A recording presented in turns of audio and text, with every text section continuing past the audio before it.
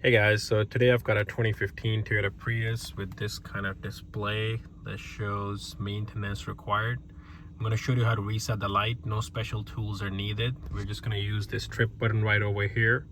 So first of all, just make sure the it's on the odometer setting, not on trip A or trip B. We're going to turn the ignition to the off position. Turn the ignition on. Once you see that car moving in, press and hold the trip button 3 times, and third time just hold it down. So I'm going to do it again. Turn it in the off position.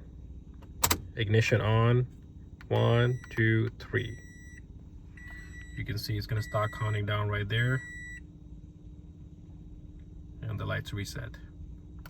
So it's pretty simple to do. You can always confirm the light got reset by turning the ignition off, taking the key out, starting it.